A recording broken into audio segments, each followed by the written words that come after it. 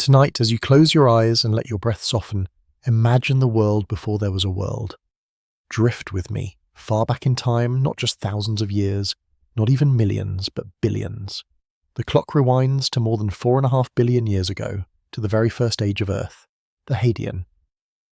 It was not the Earth you know, with oceans, forests, and skies of blue. It was a planet newborn, wrapped in fire and chaos. Imagine a ball of molten rock glowing like a small sun swirling through the young solar system. The air was not air, but choking clouds of steam, carbon dioxide, methane, and poisonous gases. Asteroids rained down from space, striking the surface with unimaginable force, each impact shaking the whole planet, melting rock, and releasing plumes of smoke and fire that reached into the blackness above. The Moon too was born in this violent time. A massive object, perhaps the size of Mars, collided with the young Earth. The crash was apocalyptic, blasting molten debris into orbit. From that glowing ring of rock, the Moon slowly gathered, its light becoming a silent companion above the burning seas. The Earth itself was a restless child. Its crust had not yet hardened. Rivers of lava flowed endlessly, glowing red in the darkness. Volcanoes erupted without pause, vomiting fire and ash into a sky already heavy with smoke. The ground trembled as if the planet itself was breathing with rage. And yet, within this chaos, something fragile was beginning. The seas of magma slowly cooled. Cracks spread across the molten surface, and the first thin skin of rock began to harden. Still, the Earth was unstable. The crust would shatter and melt again, folding into itself until at last a more solid shell emerged. For millions upon millions of years, this process continued, each day a storm of fire, each night lit by glowing lava and falling meteors. Imagine standing there, though no one could, and watching mountains rise and collapse in the same breath of time, oceans of fire churning as if alive. The air was dense, suffocating, but high above, sunlight still reached faintly through the clouds. It glimmered on molten lakes, a pale reminder that beyond the chaos, there was calm in the universe. Slowly, water began to appear. It came from deep within the Earth, released as steam from countless eruptions. It came from the sky, delivered by icy comets striking the surface, bringing drops of liquid from the farthest corners of space. For millions of years, steam condensed and fell as endless rain, hissing against the molten rock, boiling on contact, rising again as vapor. And still the rain fell until finally pools of water remained. The first oceans were born, shallow, dark and steaming hot, but oceans nonetheless. Imagine lying back now as if floating on those first waters. Above you, the sky still glows red with fire, but the surface beneath you is liquid, vast and full of promise. The Earth is no longer only fire. It is fire and water, destruction and beginning, chaos and potential. In the stillness of your room, feel the rhythm of that ancient rain, tapping, hissing, falling for centuries without end. And as the waters gathered, the surface cooled further. Islands of rock rose above the seas, black and bare, jagged mountains with no life, no soil, no green. Yet they were the first continents, the first bones of the planet. Imagine their silence, broken only by the crash of meteors and the roar of volcanic fire. Above it all, the Moon kept watch, circling the Earth, pulling at the newborn seas, shaping the tides that would one day cradle life. Though no creature stirred, though no voice was heard, the stage was being set. The Hadean was an age of fury, but also of preparation. The planet, so hostile, was already carving a future for softness, for calm, for life. Let yourself drift deeper now, picturing the surface cooling, the storm softening, the ocean spreading further across the globe. Each century, each million years, brought the Earth closer to balance. For now, it was only silence and fire, water and stone, but within that silence was a heartbeat, the quiet pulse of possibility. The Earth turned slowly beneath a sky of ash and flame. For ages beyond imagination, the crust cracked and healed, cooled and split, each change carving the surface into new forms. Beneath that fragile crust, the mantle churned with molten rivers, pushing upward, breaking through, creating volcanoes that towered and collapsed. The air was heavy with carbon dioxide, thick enough to choke any modern breath, but it was the breath of worlds still learning to exist. The oceans deepened, gathering in great basins as rain never ceased. Picture endless storms, black clouds flashing with lightning that forked across the sky, thunder rolling like the voice of creation itself. Each bolt of lightning lit the waves, striking the surface, splitting molecules, setting off tiny sparks of chemistry that one day would matter more than fire. For now, it was only storm and ocean, but the recipe for life was slowly, patiently being prepared. As you drift, imagine the heat of that young world. Temperatures soared, the air shimmered, and the seas steamed, yet compared to the chaos before, there was progress. The earth was cooling inch by inch, century by century.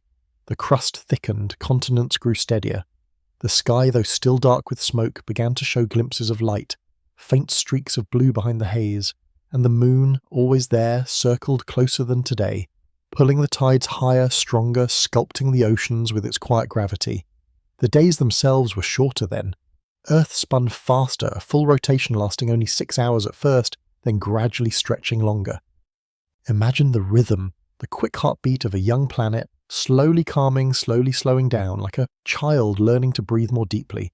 The planet endured constant bombardment, great asteroids striking with energy beyond comprehension. Some shattered mountains, others vaporized seas, but each collision also delivered elements, metals, and perhaps even more water. In every impact there was violence, and in every impact a gift. From this storm of fire and stone, the building blocks of life were scattered across the earth. Imagine lying still now, picturing the night sky of the Hadean. Not quiet stars, but a sky alive with streaking meteors, comets blazing across the blackness, their tails glowing blue and white. The heavens rained down light and fire, yet above it all the Milky Way stretched, unchanged, a reminder of eternity. Beneath that sky Earth turned, preparing silently for what was to come. As millions of years passed, the surface cooled enough that pools of liquid water no longer boiled away. Lakes gathered in craters left by impacts. Seas spread wider, covering much of the globe. These waters were thick, mineral-rich, stirred by tides and lightning and volcanic heat. They were harsh, but they were fertile. Within their dark depths, chemistry danced. Molecules met and parted, forming chains and patterns that hinted at something new. No eyes watched, no mind understood, but the planet was stirring toward life. Let your breath follow that rhythm in and out, as steady as waves against black volcanic shores.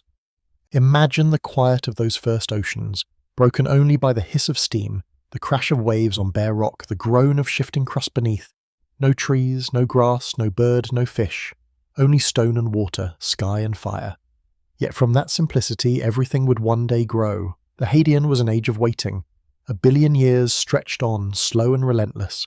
Continents shifted, vanished, formed again. Volcanoes lit the horizon, storms circled endlessly, but little by little stability emerged. The Earth was no longer only a furnace, it was becoming a cradle vast enough to hold mountains, oceans, clouds, and in time the first spark of life. Tonight, as you rest, let that image soothe you. The world before life, the world before history, a world of science and potential. A young Earth glowing in the darkness, scarred by fire, washed by endless rain, watched over by a pale moon. And in that silence the heartbeat of the future already beginning to whisper. And from that silence the Earth turned once more, its surface calmer, its oceans deeper, its skies still veiled in haze. The Archean age had begun, stretching from 4 billion to 2.5 billion years ago, a span so vast that the mind can barely comprehend. Imagine the seas no longer boiling away in an instant, but pooling wider and deeper, their waters tinted green and red with iron, heavy with dissolved minerals. The land was not yet made of continents as you know them, only scattered volcanic islands, jagged, black and bare, rising above endless oceans. Volcanoes still erupted, mountains still rose and fell, but there was progress. The crust had thickened, the oceans had calmed, and the sky above, though still heavy with gases, began to allow faint sunlight to shine through. The sun itself was weaker then, only 70% as bright as it is today, yet the Earth was warm enough, cloaked in greenhouse gases that trapped the heat.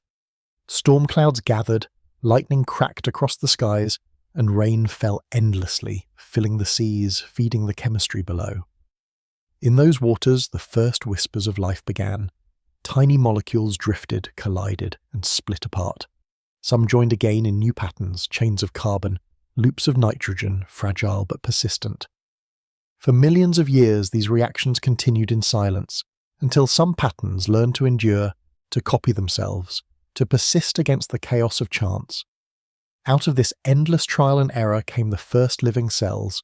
They were small, smaller than dust, without nucleus or organelle, but alive. They clung to minerals near hydrothermal vents on the seafloor, where heat and nutrients poured from the Earth's crust into the dark waters. There, in the shadows, life fed on hydrogen and sulfur, thriving without sunlight, warmed only by the Earth's breath.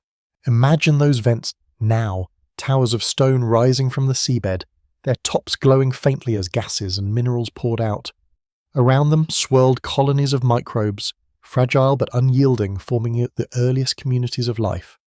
For ages, this was Earth. Oceans filled with single-celled organisms, multiplying slowly, dividing, clinging to rock and drifting in currents. No plants, no animals, no sound of wings or footsteps. Only the quiet multiplication of bacteria, silent and patient, yet unstoppable. And then, in time, some of these cells discovered something new. They learned to capture sunlight. With pigments in their walls, they absorbed photons, splitting water, drawing energy from the star above, and in the process, they released oxygen. At first, oxygen was not a gift but a threat. It poisoned many cells, corroded their delicate chemistry. The oceans drank it up quickly, binding it with iron, sinking it as rust to the seafloor. Layer upon layer of iron oxides hardened into stone, leaving behind banded formations that still survive as fossils of chemistry. Yet the oxygen kept coming. Day after day, year after year, microbes exhaled it into the seas and the skies, changing the world forever. In shallow waters along Archean coasts, carpets of microbes built living mats. Grain by grain they trapped sediment, layering themselves into domes and ridges that grew upward toward the light. These were stromatolites, living reefs not of coral, but of bacteria. Each ripple recorded a day of sunlight harvested, a night of quiet rest, a lifetime of persistence. Picture them in the tide, shallow waves washing across their surfaces, sunlight breaking through clouds of haze. With each day, more oxygen was released, more chemistry was altered, more of the future was prepared. Stromatolites were patient, but they were relentless, and in their quiet work they transformed the Earth. Breathe slowly now, as if taking in those first faint traces of oxygen drifting into the Archean sky. It was still rare, still fragile, but it was there.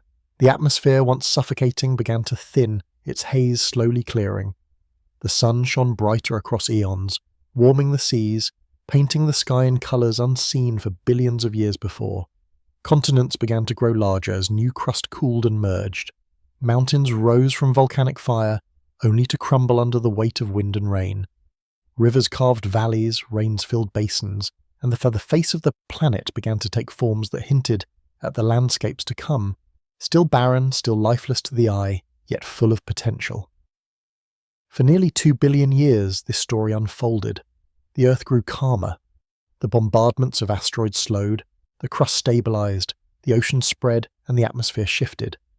Days lengthened as the Earth's spin slowed, nights stretched longer, tides surged higher under the pull of a moon closer than today. The rhythm of the planet grew steadier, slower, like a heartbeat settling into rest. And all the while in the oceans life multiplied, evolved, and refined itself. What had begun as chance chemistry had become persistence. What had been fragile was now resilient. Imagine yourself standing on an Archean shore. Before you lies a sea of murky green, restless, but calmer than the firestorms of the past. Behind you rise black mountains, sharp and barren. Above you the sky glows with haze, tinged with red and yellow. But within it drifts the first faint threads of oxygen. They cannot sustain a flame, cannot fill a lung, yet they are there, destined to grow. And beneath the waves, unseen, life swarms in countless numbers, simple, small, but alive. From this silence, from this patience, everything else will come. The oceans deepened as the Archean stretched on, their basins filling with water that no longer vanished in steam but stayed, spreading wider with each passing age. Imagine the tides, stronger then, pulled high by a moon closer to the Earth, lifting and lowering entire seas in a rhythm that shaped the coasts. Each rise and fall stirred the waters, carrying minerals, feeding the mats of microbes that clung to the shallows. Day after day they harvested sunlight, exhaling oxygen that mingled with the air, changing it one breath at a time. What had once been a suffocating blanket of methane and carbon dioxide was now slowly giving way to something new. It was not yet breathable, not yet abundant, but it was a beginning. In the depths, near volcanic vents, other forms of life thrived. They lived without sunlight, feeding on sulfur and hydrogen, crafting energy in darkness. These communities were vast, stretching across the seafloor, unseen yet vital. Their survival proved that life did not need light or air, only persistence. They endured heat, pressure, and chemical storms, building a lineage that continues even now in the deep oceans of today. Imagine the quiet of that place far beneath the waves, where darkness reigns, broken only by the glow of mineral plumes. There, in the silence, life clung to stone, dividing endlessly, generation after generation, laying down a legacy of survival. The surface world, too, was shifting. Land masses grew larger as tectonic plates merged. Small cratons fused into protocontinents, forming the first hints of stable land. These continents were barren, black, and harsh, swept by winds and rains, cracked by volcanoes, but they were the foundation of what was to come. Storms raged across their surfaces, lightning flashed across their skies, and rivers cut through their rocks. Slowly, soils began to form from the weathering of stone, though still lifeless, waiting for the day when green would appear. Above it all, the sky began to clear. The haze thinned, the sun's rays pierced deeper, painting the seas with brighter light. The days grew longer, the rhythm of the earth slower, calmer, steadier, and still life persisted. The oceans teemed with single-celled creatures, invisible to the naked eye, but numbering in the trillions. Each moment they divided, each moment they adapted, shaping the chemistry of the world. Some perished when oxygen rose, poisoned by the very breath of the future, but others flourished, learning to endure, to thrive in this new air. The Archean was not a single event but a slow transformation, a patient reworking of the earth from chaos into order. Imagine lying by the shore of an Archean sea. Waves lap against volcanic rock, their waters murky with iron, their foam tinged with green. The air is heavy, sharp with sulfur, but laced now with the faintest trace of oxygen. Above you, the moon looms larger than it does today, pulling at the tides, its silver glow faint behind the haze. The stars beyond are dimmed, hidden by clouds, but sometimes, on rare clear nights, the Milky Way shines, unchanged, eternal. In that light the earth waits. Its oceans breathe quietly, its microbes work patiently, its crust shifts slowly beneath your feet. Time itself feels endless, yet in that endlessness change is underway. For nearly 2 billion years this rhythm continued. Storms rolled across the seas, mountains rose and fell, oceans deepened, and life remained small but unstoppable. Slowly oxygen gathered, preparing the stage for what was to come. The Archean was the patience of the earth, the long breath between fire and complexity. It was the moment when chaos yielded to order, when silence filled with life too small to see, yet powerful enough to reshape a planet. Tonight, as you rest, let that patience steady you. The Archean is still there, written in the rocks, in the rusted layers of iron, in the living stromatolites that survive in hidden bays. It was the second chapter of Earth's story, a chapter not of endings, but of beginnings, quiet, steady, and eternal. And as the Archean seas continued their patient work, the Earth stepped slowly into a new chapter. The Proterozoic unfolded, stretching from 2.5 billion years ago to just before the dawn of visible life. It was an age of long preparation, of foundations being strengthened, of quiet transformations that would make the world ready for creatures beyond the microscopic. Oxygen, once a trace, began to build. At first it lingered in the oceans, binding with iron until the seas were stripped of their rust.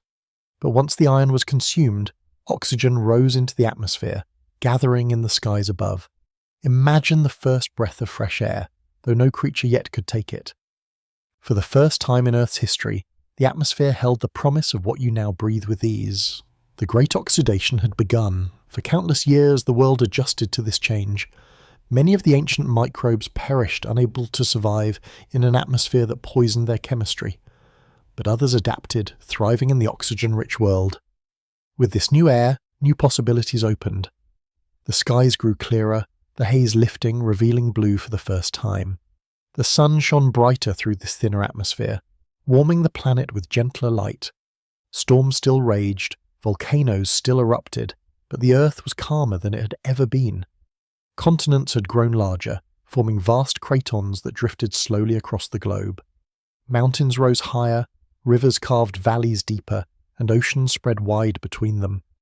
The planet's surface had matured, settling into forms that resemble the outlines of continents you know today. In the seas, life, still microscopic, grew more complex. Some cells learned to house their chemistry within compartments, to separate tasks into tiny chambers. These were the first eukaryotes, cells with nuclei, ancestors of all complex life. Imagine their world drifting through waters now touched with oxygen, gathering energy, dividing into daughter cells, forming colonies. They were still invisible to the eye, yet compared to their ancestors they were intricate, capable of greater possibilities. For over 1 billion years these cells filled the oceans, multiplying in patience, refining their design, preparing for multicellular forms yet to come. The Proterozoic was also an age of snow and ice. Twice, perhaps more, the Earth froze so deeply that glaciers stretched to the equator. Imagine oceans locked beneath sheets of ice, continents buried in frost, the entire planet gleaming white under the pale sun. These were the snowball Earths, times when survival itself was tested. Yet even in the ice, life endured. Beneath the frozen seas, near hydrothermal vents, microbes continued their quiet work, protected by the warmth of the Earth. When the ice retreated, as it always did, life emerged stronger, adapted to hardship, ready for expansion. Breathe slowly now, as if inhaling the long calm of this era. Think of the skies clearing, the seas filling with oxygen, the continents settling into place. Picture the first stirrings of multicellular life, colonies of cells linking together, experimenting with cooperation. They were small, soft, fragile, but they were the beginning of plants, animals, and every complex form that would ever live. The Proterozoic was not a time of sudden explosion, but of steady preparation. It was the deep breath before the song, the patient laying of the groundwork for what was to come. The oxygen continued to rise, and with it the face of the planet changed. Rocks that had once been dark with minerals now gleamed red with rust, as iron bound with the new gas and settled into vast layers beneath the seas. These rocks would endure as silent witnesses, telling the story of the first breath of Earth. The atmosphere itself grew thicker with oxygen, enough at last to shield the surface from the harshest rays of the sun. A layer of ozone formed high above, invisible yet vital, protecting the fragile life below from radiation. With this shield, the shallow waters became safer, and life could drift closer to the surface, basking in light. Imagine the seas shimmering now, no longer only dark and murky, but lit from above, warmed by sunlight, alive with microscopic colonies. Continents too were reshaped. They merged and drifted, colliding into supercontinents that assembled and broke apart over millions of years. Mountains rose where plates collided, towering ranges that would one day erode into sand and soil. Oceans deepened where land pulled apart, their basins filling with the new waters. Rivers carried minerals to the seas, feeding the growing web of life. The face of Earth was in constant motion, restless yet purposeful, shaping the landscapes that creatures of the future would inherit. Imagine these supercontinents, barren and lifeless, their peaks bare and jagged, yet already foreshadowing the green hills and forests that would one day bloom upon them. In the seas, the new complexity of life unfolded slowly but steadily. Eukaryotes multiplied, refining their inner structures, experimenting with cooperation. Some cells engulfed others, forming partnerships that became permanent. Mitochondria, the powerhouses of cells, were once separate organisms, now fused within larger hosts, providing energy in abundance. Chloroplasts too were captured, giving rise to the ancestors of algae and plants. Life was weaving itself together, testing forms that would one day fill the oceans with diversity. Imagine tiny colonies drifting, clusters of cells bound in fragile patterns, each division an experiment, each failure a lesson, each success a step closer to complexity. The Proterozoic was long, patient, and generous. For over 1 billion years it stretched, a span longer than all the time since dinosaurs walked the Earth. Through that vast age, life remained hidden to the eye, but its transformations were profound. Oxygen made the air breathable, the seas safer, the skies clearer. Cells became intricate, capable of cooperation, preparing to form the first true multicellular organisms. And as the era drew toward its end, these experiments blossomed. In the deep seas, soft-bodied creatures appeared, small, delicate, shaped like discs and fronds, anchored to the seafloor or drifting slowly in the currents. These were the Ediacaran biota, the first visible forms of life, the earliest hints of animals. They had no bones, no shells, no voices, but they were the promise of what was to come. Imagine drifting in those waters, surrounded by soft shapes swaying with the tides. Some looked like quilted mats, others like leaves or ribbons, their bodies simple yet strange. They lived and died quietly, leaving faint impressions in the mud, fossils that would whisper their existence across nearly 600 million years. They were the heralds of the future, the last chapter of the Proterozoic, preparing the stage for the Cambrian, when life would burst forth in dazzling variety. Tonight, as you breathe, think of that long preparation, a billion years of patience, of foundations being laid, of oxygen rising, of cells learning, of continents drifting. The Proterozoic was not dramatic, but it was essential. Without it, no forests, no animals, no humans could ever have been. It was the quiet rehearsal before the grand performance, the deep calm before the explosion of life. In that calm, the earth settled, matured, and dreamed of the future. And so the Proterozoic ended, carrying its quiet legacy forward, leaving behind a world ready at last for creatures of complexity and wonder. And when the long patience of the Proterozoic finally came to a close, the earth awoke to a new rhythm.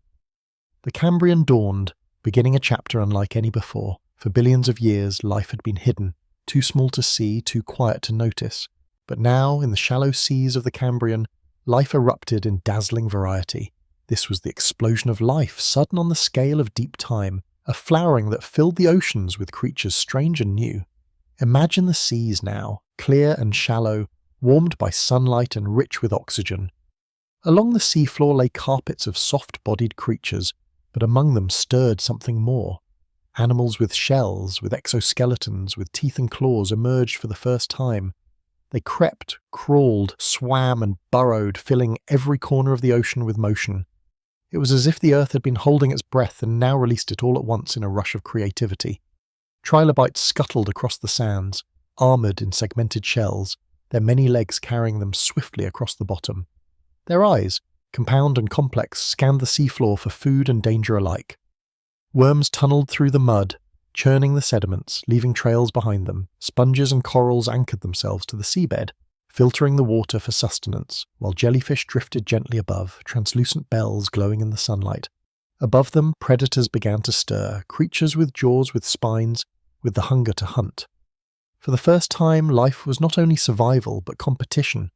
Prey and predator danced in an endless cycle, each driving the other to adapt, to grow more complex, to become something greater. Imagine drifting in those Cambrian seas, surrounded by creatures of every shape. Some resembled shrimps with armoured plates, others had strange appendages for swimming or grasping. Anomalocaris, a predator longer than a human arm, glided through the waters with paddle-like limbs, its round mouth lined with serrated plates snapping shut on unsuspecting prey. Opabinia, with 5 eyes and a long flexible trunk ending in a claw, prowled the seafloor like a vision from a dream. Hallucigenia crawled on spines, its body so alien it seemed impossible, while Wiwaxia was covered in scales and blades. Each creature was unlike anything that came before, each a new experiment in form and function. The Cambrian was a laboratory of life, a time when nature tried every possibility. The oceans were alive with colour and movement. Shoals of small animals swam in schools, seeking safety in numbers. The seafloor was carved with burrows and trails, a sign of creatures constantly on the move. Plankton filled the waters, forming the base of a new food chain that supported this explosion of diversity.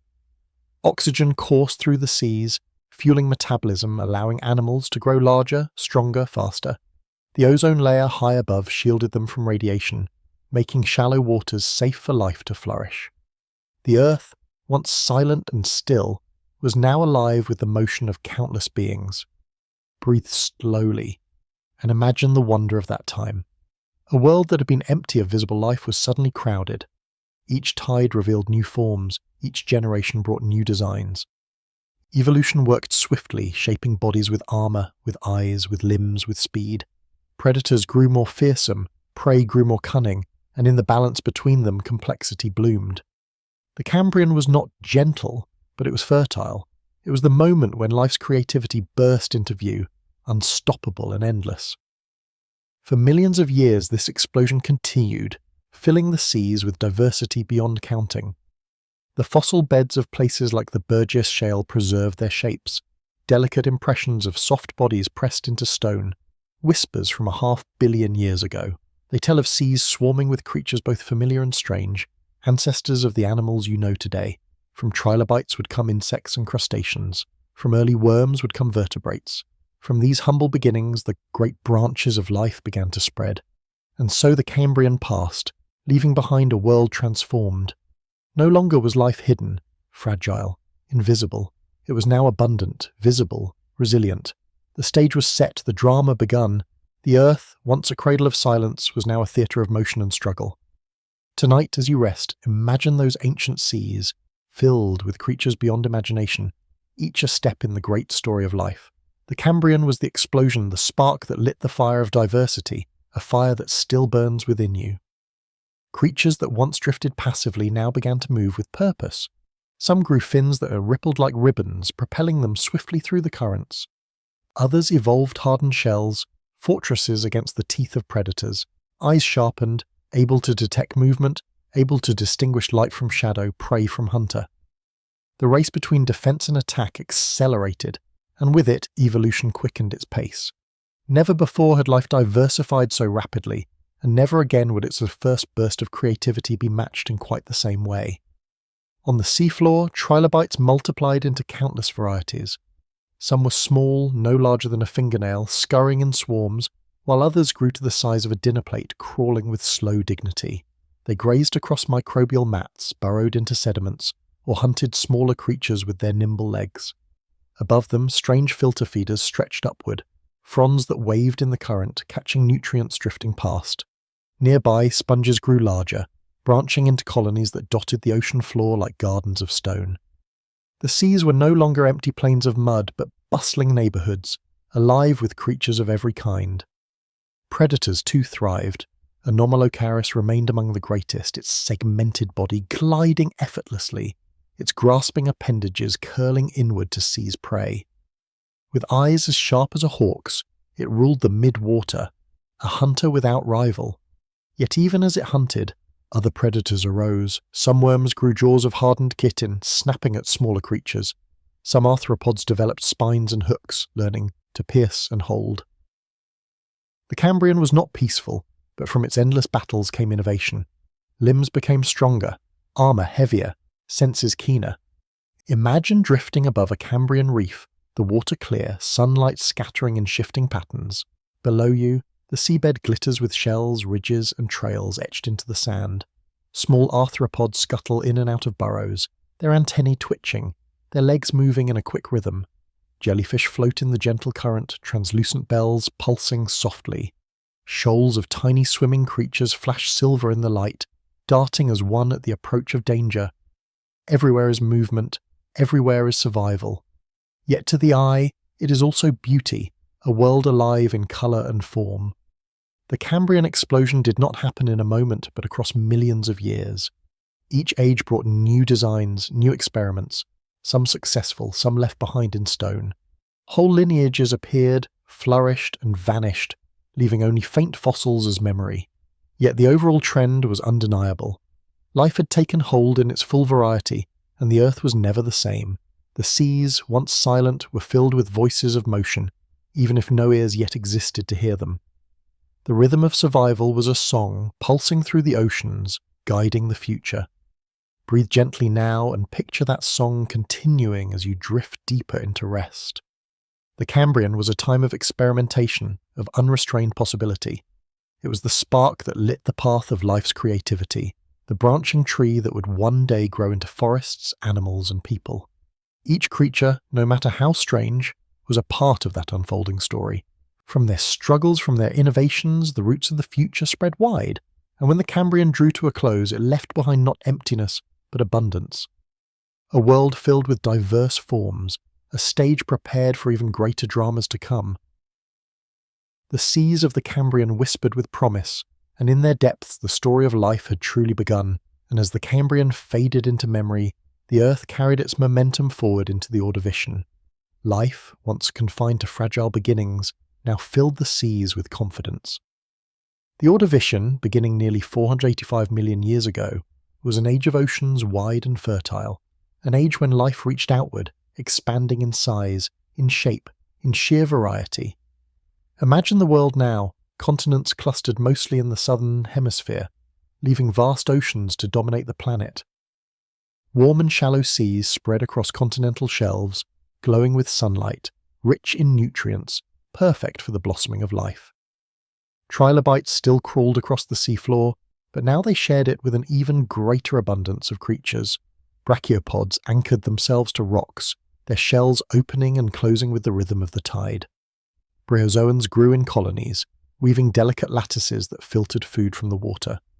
Cephalopods, the ancestors of squids and octopuses, stretched long shells behind them, drifting like living torpedoes through the seas. Some grew enormous for their time, ruling the oceans as fearsome predators. Graptolites floated in the water column, thin chains of creatures hanging like threads of lace drifting with the currents. Everywhere, the oceans teemed with life. Imagine swimming through those seas, the light filtering down through clear water, illuminating coral-like reefs that had begun to form. Schools of small fish-like creatures darted between shadows, their bodies armoured in plates, their fins stiff but purposeful.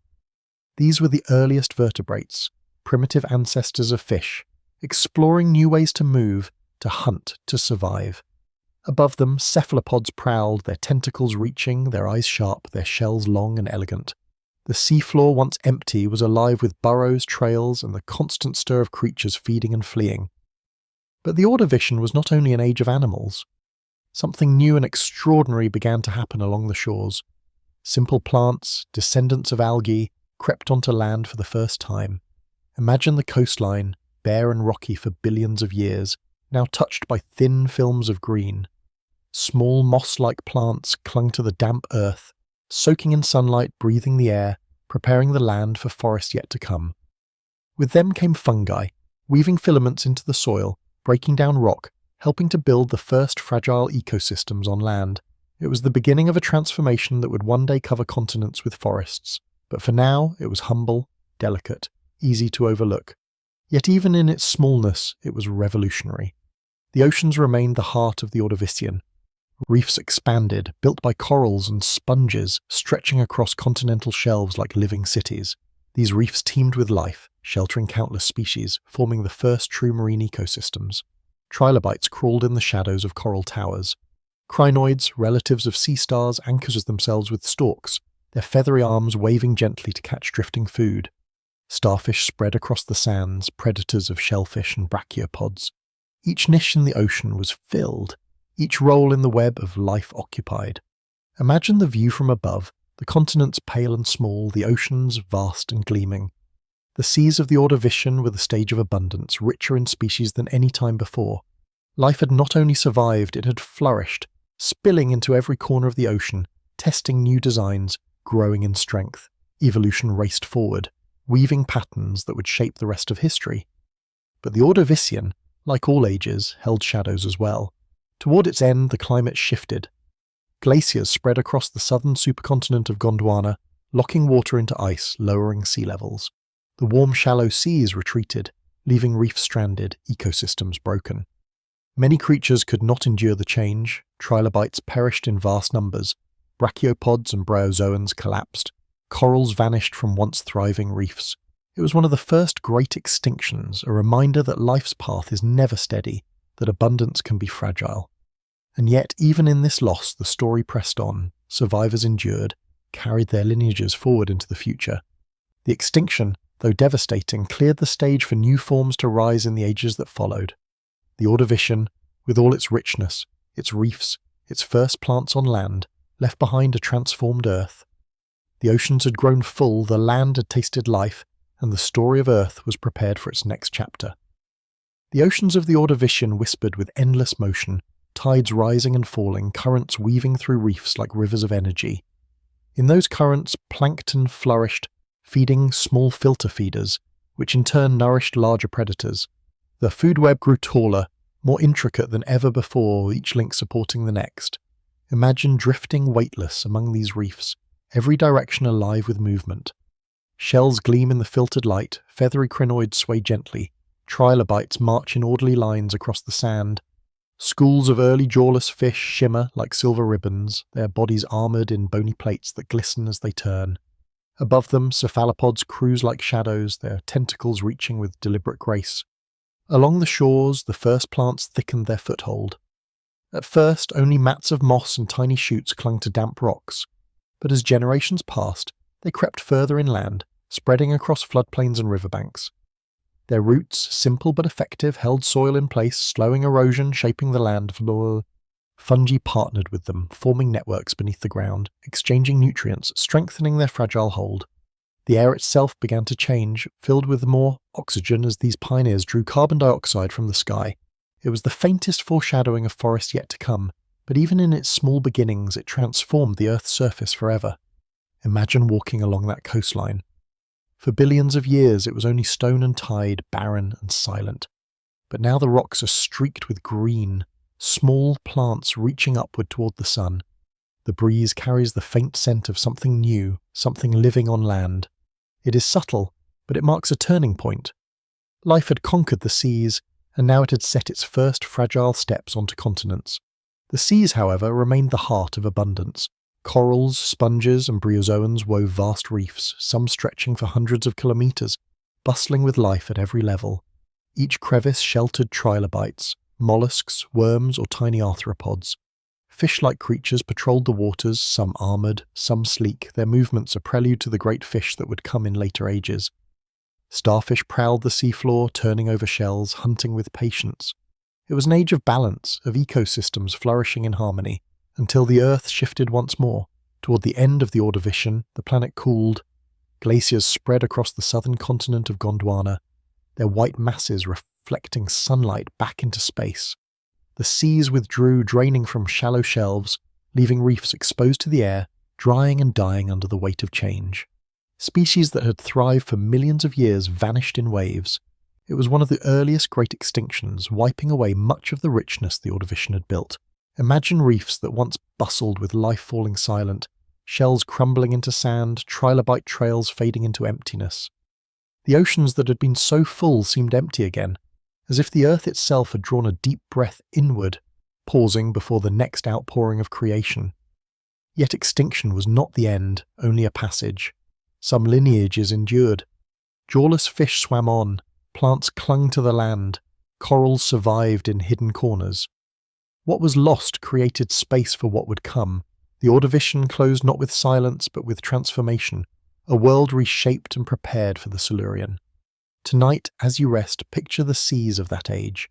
Imagine the richness of the reefs, the first green on land, the cephalopods gliding silently above trilobites, the starfish creeping across sand. Think of the rhythm of tides stronger than today, pulled by a moon still closer, shaping currents that nourished life. The Ordovician was a time of abundance and of loss, a reminder that life flourishes, falters and flourishes again. It was the 5th chapter of Earth's long story, and in its waters the roots of modern ecosystems were planted. From those reefs, from those first plants, from the struggles of extinction, the future was born. And from the shadow of extinction, the world breathed again. The Silurian began, nearly 43 million years ago, carrying the survivors of the Ordovician into calmer seas and onto lands newly touched by green. It was an age of recovery, of renewal, when life regained its balance and reached forward into new frontiers. Imagine the Earth then. Glaciers that had once spread across the southern continent melted, and sea levels rose again, flooding the continental shelves. Warm, shallow seas returned, gentle and fertile, inviting life to flourish. Reefs rebuilt themselves, corals and sponges growing upward into living walls, sheltering creatures that swam and crawled among them. Trilobites still scuttled across the seabed, but now they lived alongside new varieties of fish, more agile and diverse than before. The first jawed fish appeared, their mouths filled with sharp edges that gave them power over their prey. They were small by today's standards, yet their innovation was revolutionary. With jaws, hunting became more precise, more efficient, and the arms race of evolution leapt forward again. Sharks would one day follow this path. But here in the Silurian, the first experiments had already begun. Above the waterline, something even more transformative unfolded. Plants, which in the Ordovician had only crept onto damp rocks, now grew taller, sturdier, more complex. Vascular tissues evolved, allowing them to stand upright, to carry water and nutrients within their stems. Simple forests of small trees and shrubs began to spread across the land.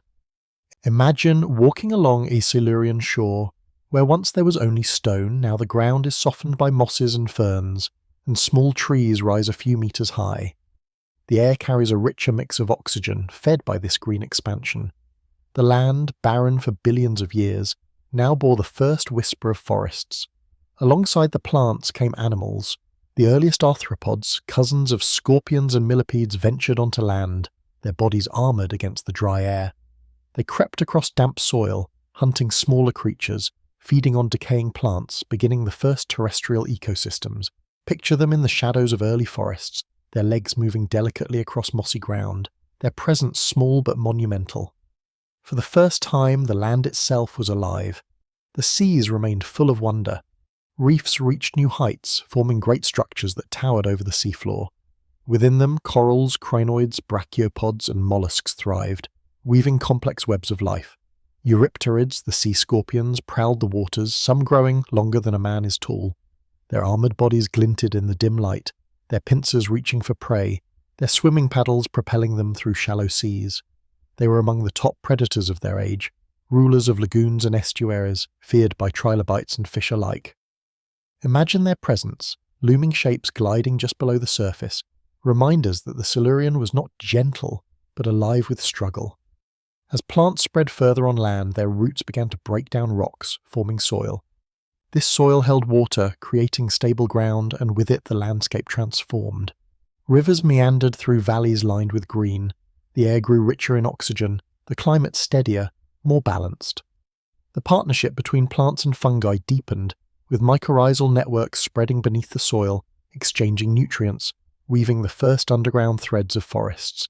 These quiet changes built the foundation for the vast ecosystems that would one day cover the continents. Breathe slowly and imagine the earth of the Silurian. Seas warm and shallow, filled with trilobites, brachiopods, corals, and fish. Reefs rising like underwater mountains, teeming with colour and life. Shores lined with moss and ferns, small trees swaying in the wind. Arthropods creeping along damp ground, their bodies gleaming in the sunlight. The air filled with more oxygen, clearer, fresher, as the first forests stretched across the land. It was a world more familiar, more like the one you know, yet still ancient, still waiting for the great dramas to come. And so the Silurian passed, an age of healing and growth, of oceans regaining their richness, of land awakening to life. It was not as explosive as the Cambrian, nor as catastrophic as the Ordovician, but it was steady, transformative, essential. The Earth had endured fire and ice, extinction and renewal, and now it was ready for the next chapter. The Silurian was the greening of the land, the age of forests and fishes, the quiet preparation for creatures yet to rise. Forests thickened as the Silurian advanced. What had once been small patches of moss and shrubs grew into dense clusters of plants, their stems tougher, their leaves broader, their roots gripping the soil with strength. These early forests were not tall like the canopies of today, but to eyes that had never seen trees, they were monumental. They spread across floodplains and valleys, knitting the land into green for the first time in history. With their spread, the world changed further. Oxygen rose higher, the skies clearer, the air fresher, until breathing itself would have felt different had there been lungs large enough to test it. Life on land remained humble, but each step forward was a revolution. Millipedes inched across damp ground, feeding on decaying plants. Scorpions prowled among moss and roots, hunting tiny prey. Spiders' ancestors spun primitive webs. Though small, these creatures marked the beginning of terrestrial food chains, cycles of predator and prey outside the sea. Imagine kneeling by a Silurian riverbank. The soil soft beneath your hands, plants clustered along the edge. If you looked closely, you might see an armoured insect-like creature scuttling quickly into the shadows. You might hear the faint rustle of leaves as an arthropod moves through the green. The land was no longer silent. It was alive. In the seas, jawed fish diversified. Some developed cartilage and flexible bodies, darting swiftly to catch prey. Others grew heavier armour, their heads shielded like helmets, their tails powerful enough to propel them through currents. Their appearance changed the balance of the oceans. Trilobites, once dominant, now faced predators unlike any before. Eurypterids still ruled the shallows, but competition was growing. Imagine a coral reef in the Silurian, brilliant with shapes and colours, its walls studded with shells and corals, its crevices alive with trilobites and mollusks. Suddenly a shadow glides overhead, a jawed fish, sleek and purposeful. With a snap it takes its prey, a moment of silence replaced by the flutter of scales and shells. The ocean was no longer only a stage of survival, it was now a stage of strategy, speed and power. The reefs themselves became wonders of the world. Stretching for kilometres, they grew taller and stronger, weaving together the efforts of countless organisms. Corals, algae, sponges, and bryozoans built layer upon layer, forming vast living cities. In these cities, ecosystems thrived. Worms burrowed, crinoids waved their arms, starfish moved with deliberate patience, brachiopods filtered the currents. Each creature had its role, each action contributing to the whole. The seas were vibrant, resilient, balanced. The Earth had recovered from extinction and built a stronger, richer web of life than before. As time passed, the continents shifted again. Land rose and fell, seas advanced and retreated, climates warmed and cooled. Yet life endured each change, adapting, growing, diversifying. The Silurian was not marked by sudden catastrophe but by steady transformation. It was the slow knitting of a world that had been broken. It was the Earth regaining its rhythm, its seas filled with fish, its land cloaked in green. Breathe with that rhythm now, steady, patient, calm. Imagine the air of the Silurian, fresher than ever before, filled with oxygen from new forests. Imagine the seas, brighter with light, richer with life. Imagine the land, no longer barren, but softened with green and alive with small creatures creeping through the moss. The Earth had entered a new stage of beauty, a balance between sea and land, between plants and animals, between predator and prey. And so the Silurian drew to its close. It left behind forests that would grow taller, seas that would hold more powerful fish, land that would welcome greater creatures. It set the stage for the Devonian, when the seas would explode again with innovation, and when life would take bold steps further onto the land. The Silurian was the bridge between recovery and expansion, the quiet age when forests and fishes first claimed their place. It was the 6th chapter of Earth's story, and in its calm the future was made possible. And when the Silurian's calm green world gave way, the Devonian dawned, nearly 14 million years ago, remembered as the age of fishes and of forests. The seas, already full, now brimmed with new forms that swam faster, hunted smarter, grew larger than ever before.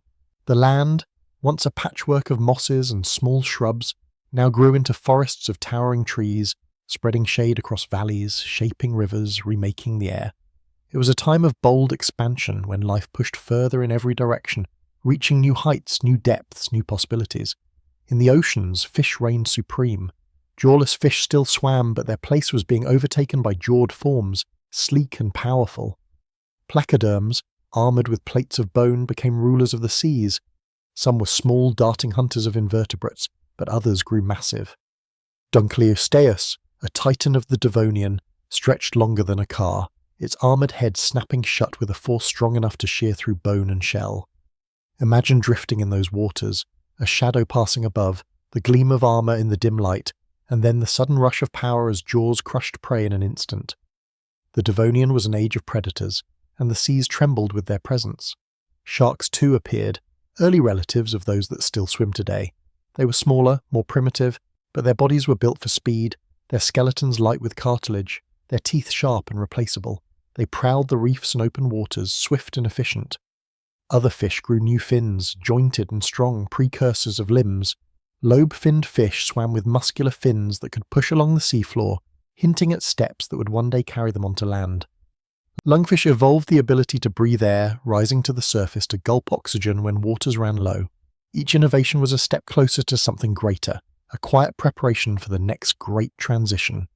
Forests rose above the land. Plants grew taller, branching into true trees, their trunks strengthened with wood, their roots spreading deep into the soil. These forests changed everything.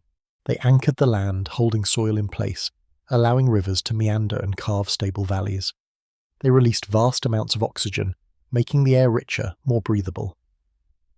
For the first time, shadows stretched long across the ground, cast by canopies of leaves. Ferns and horsetails thickened the undergrowth, spreading across floodplains. The land was no longer bare, no longer silent. It was alive with rustling leaves, with the scent of green, with the soft carpet of moss beneath trees. And into this new world crept animals. Arthropods had already claimed the land, but now they grew larger, more varied. Millipedes stretched meters long, their bodies curling across the forest floor. Scorpions stalked the shadows, some nearly the length of a human arm. Insects appeared, wingless at first, but destined to take to the air in ages to come. Amphibians too began their cautious steps. Descended from lobe-finned fish, they used their strong fins like limbs, hauling themselves onto muddy banks. Imagine them resting there, gasping in the air, their bodies still tied to water, but their future pointing toward land. Each movement was clumsy, each step uncertain, but it was a beginning, the first breaths of vertebrates on land. The Devonian was also an age of reefs beyond compare. Vast coral systems stretched across warm seas, larger than the Great Barrier Reef of today. These reefs were bustling cities of life, corals, sponges, mollusks, trilobites, and fish weaving dense ecosystems. In their shadows lurked predators, sharks, and placoderms circling, lungfish hiding in burrows, smaller creatures darting for cover. The balance of predator and prey created a dynamic, thriving world, one of the richest ecosystems Earth had ever known. Imagine swimming through one of these reefs, sunlight scattering across corals, schools of fish darting in brilliant flashes, predators gliding silently in the distance. The Devonian seas were a masterpiece of diversity, but even masterpieces can falter. Toward the end of the Devonian, the Earth shifted once more. Climate cooled, sea levels dropped, and the reefs that had stretched for hundreds of kilometers collapsed. Extinctions swept through the oceans, striking hardest at reef builders and armored fish. Trilobites dwindled, corals vanished, and placoderms, once rulers of the seas, disappeared forever. Yet not all was lost. The lineages that endured, sharks, lungfish, amphibians, carried forward the innovations of the Devonian into the ages ahead. Breathe deeply and picture the Devonian world. Forests stretching across continents, rivers winding through green valleys, the air rich and full of oxygen. Seas alive with armoured giants, reefs glowing with life, sharks prowling the open waters, amphibians pulling themselves onto muddy shores. It was a world of first forests, first great fishes, first tentative steps onto land. The Devonian were bold, abundant, and transformative. It was the seventh chapter of Earth's story, the age when life learned to breathe on land and reach toward the sky with leaves and wood. Forests grew denser as the Devonian progressed, stretching into vast canopies that altered the very chemistry of the world. Their roots dug deep into rock, breaking it down into fertile soil. Their leaves fell and decayed, layering the ground with organic matter. With forests came a surge of oxygen, and the skies grew clearer, fresher, more vibrant. The Earth had never breathed so deeply. Imagine walking across a Devonian floodplain, the air sharp and clean, the land shaded by the towering trunks of early trees. Streams wound between mossy banks, ferns spread in feathery mats, and horsetails rose in clusters along the water's edge. The silence of barren land was gone, replaced by the rustle of leaves, the hum of insects, the slow creeping of arthropods across the soil. Insects, though wingless, were multiplying. They scurried among roots, feeding on decaying plant matter, carving the first terrestrial food webs. Millipedes, some enormous, moved in patient coils, consuming litter that covered the forest floor. Scorpions, predators of this new world, hunted among the shadows, their claws and stingers ready. These early ecosystems were primitive, yet they carried the rhythm of predator and prey that had once belonged only to the sea. For the first time, the land pulsed with the same struggles that had shaped the oceans for ages. The rivers and lakes that cut through forests became gateways for amphibians. Lobe-finned fish with their muscular fins and primitive lungs ventured ashore. Their bodies, still tied to water, rested awkwardly on muddy banks, but in their movement was destiny. Each breath of air, each step on soil was a test of survival. Some failed and returned to the sea. Others endured, giving rise to the first true amphibians. Imagine crouching by a Devonian pond. Out of the shallows, a creature hauls itself forward. Its body is fish-like, but its fins bend like legs.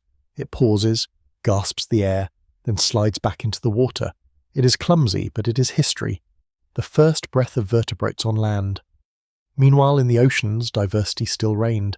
Sharks expanded their dominance, growing larger, swifter, more varied. Some hunted in open waters, sleek and fast. Others lurked near reefs, waiting to ambush. Placoderms continued to rule, their armoured heads gleaming, their jaws snapping with terrible force. Dunkleosteus, among the largest, swam like a leviathan, its mouth closing with the strength to crush anything it seized. Smaller fish darted in schools, seeking safety in numbers, while strange armoured species crawled along the bottom, filtering the sand for food. The seas were alive with motion, each creature a thread in the web of abundance. The reefs of the Devonian were unmatched.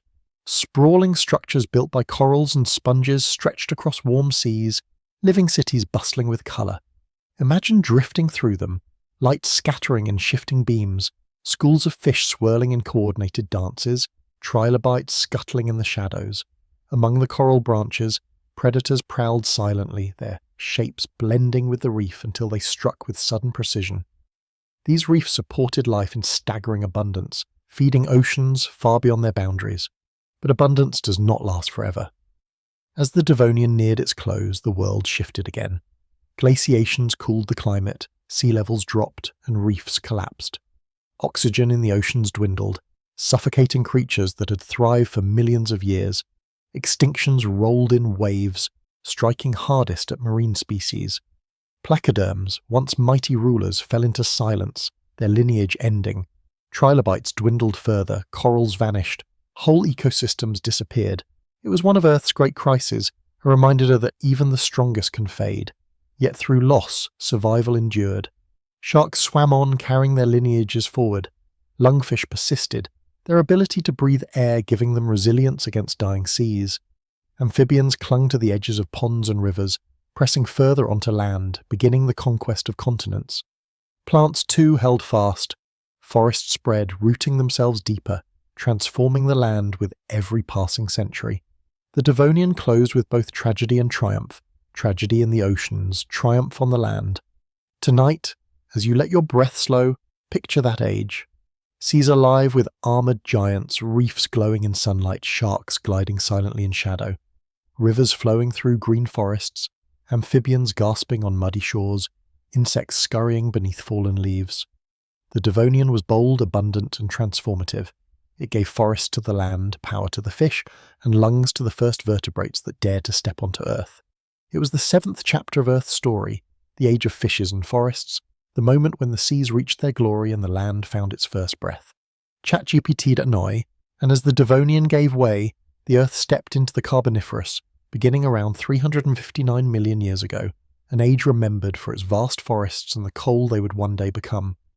The air was richer in oxygen than ever before, so abundant that creatures could grow to sizes unimaginable today.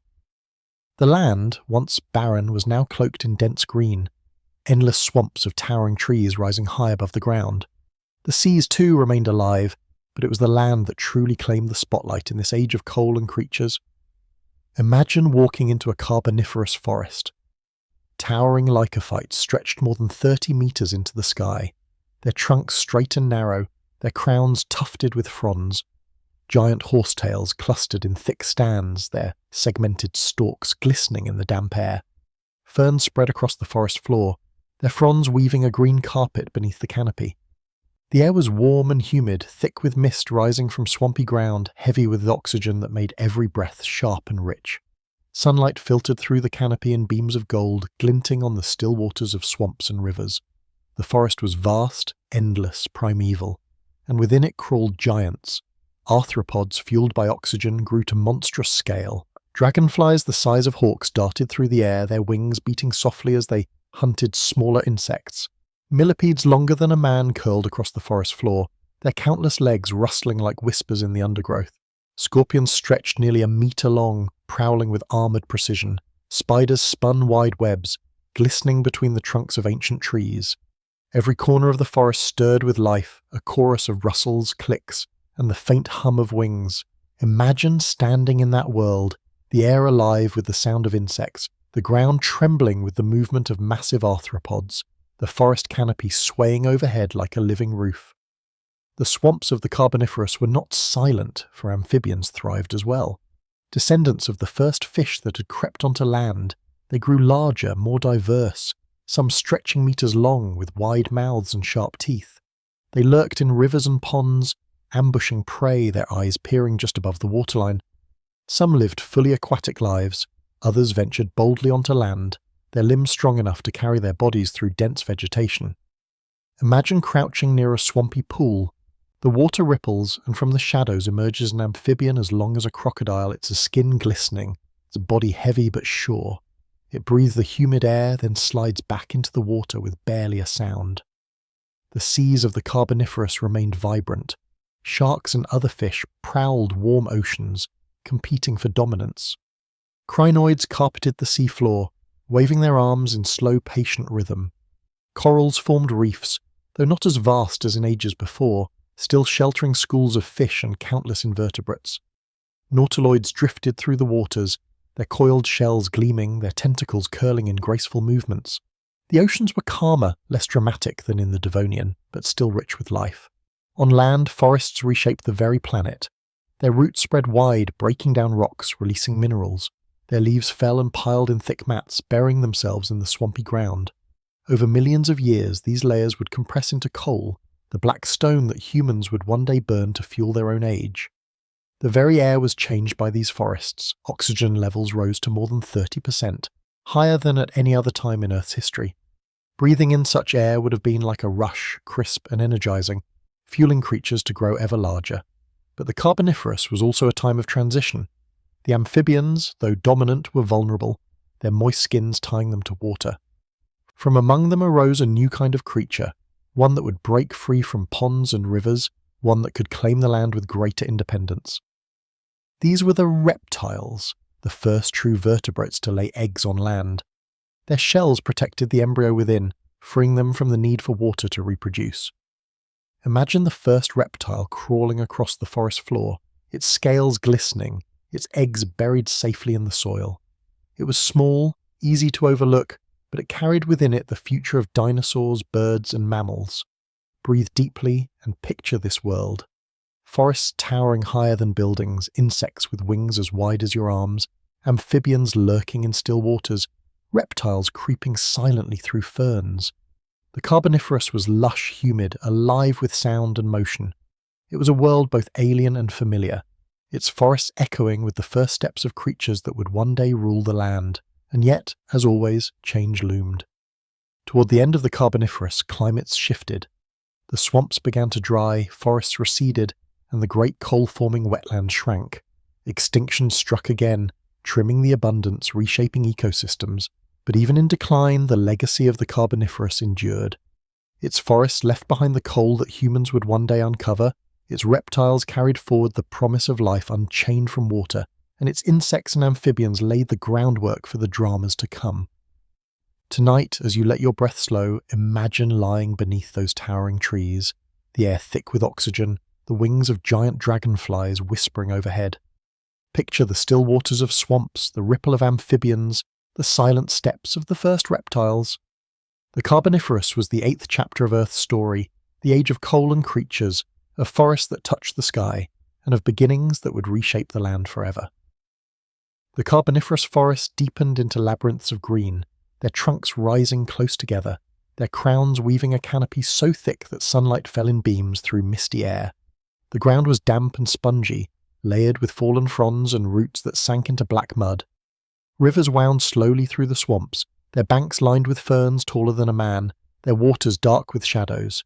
Insects filled the skies, their buzzing wings echoing through the humid stillness.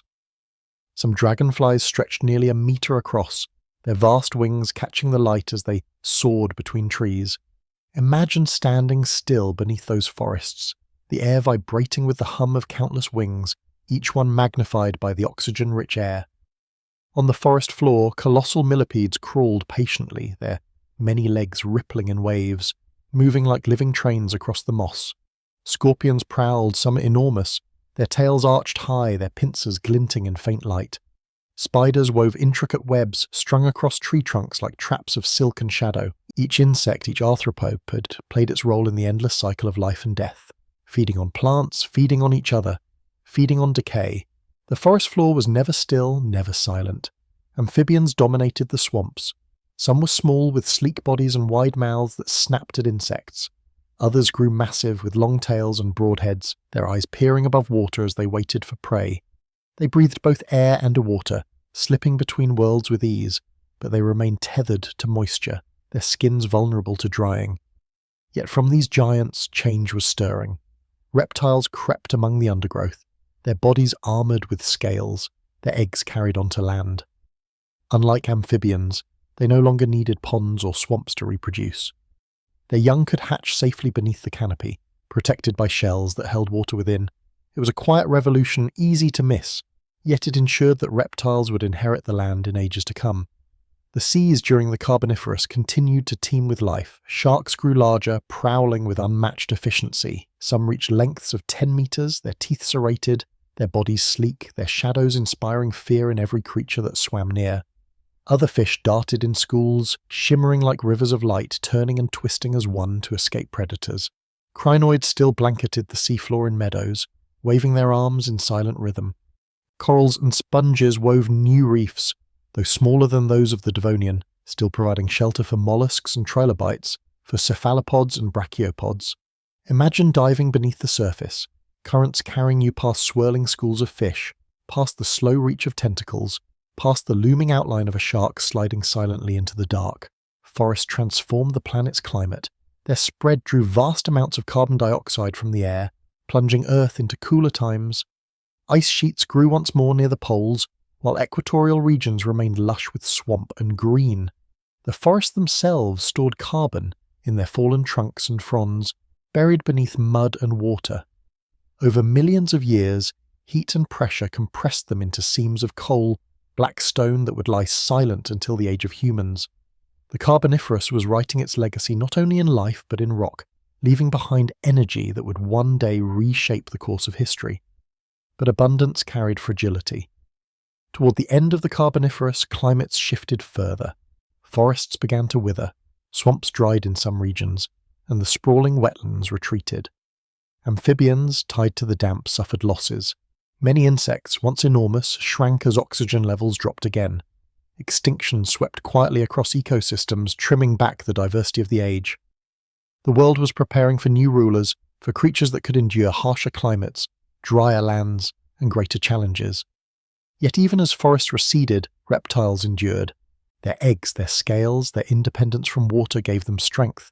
They stepped forward as the next heirs of the land, small but determined, carrying within them the promise of the Mesozoic, the coming age of reptiles and dinosaurs. Imagine one of those early reptiles, no larger than a lizard, crawling across a forest floor of fallen ferns, its claws digging into damp soil, its eggs buried safely beneath. Small as it was, it carried the seeds of empires to come. Tonight, as your breath deepens, picture those Carboniferous swamps, the canopy rising above you, dragonflies gliding with wings like glass, amphibians stirring in black waters, reptiles slipping silently through the green. Picture the forests endless and humid, their roots drinking the soil, their trunks sinking into swamps, their crowns touching the sky.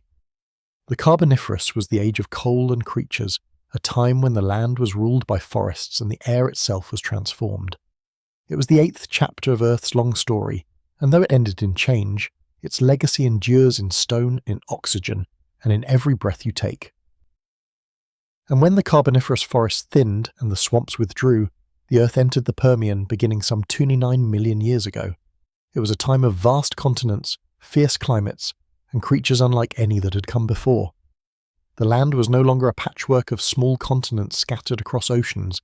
It had fused into one great supercontinent, Pangaea, stretching from pole to pole. Imagine a world where oceans lay wide and deep on either side, and inland the land rose into deserts so vast that no forest could cross them.